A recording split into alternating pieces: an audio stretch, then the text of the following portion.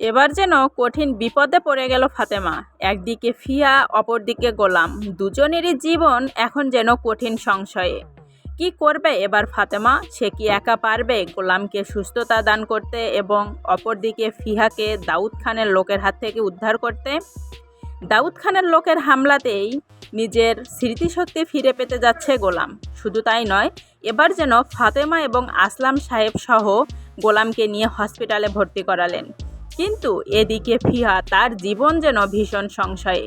প্রতিনিয়ত ফাতেমার কাছে ফোন কল আসছে ফিয়াকে উদ্ধার করার জন্য, যাতে করে গোলামকে ফাতেমা তুলে দেয় দাউদ খানের লোকের হাতে। তাহলে কি এবার ফাতেমা নিজের সন্তানকে বাঁচানোর জন্য গোলামকে তুলে দেবে দাউদ খানের লোকের হাতে?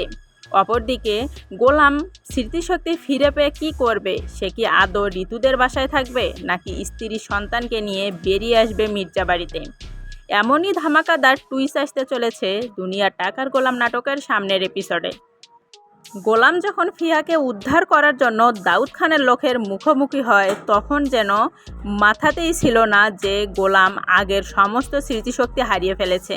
কারণ গোলাম শেহজাদ নয়। সে যদি শেহজাদ হতো, এমন সমস্ত গুন্ডাদের সাহেস্তা করা তার কাছে কোনো ব্যাপারই ছিল না।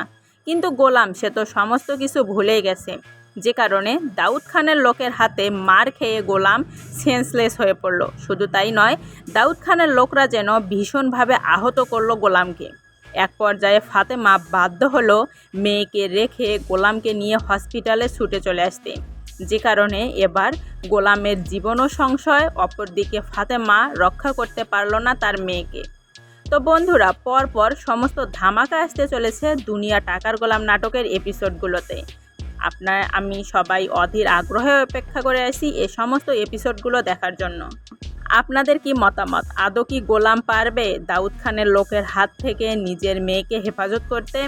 অপরদিকে যদি গোলাম তার স্মৃতিশক্তি ফিরে পায়, তাহলে কি করবে গোলাম?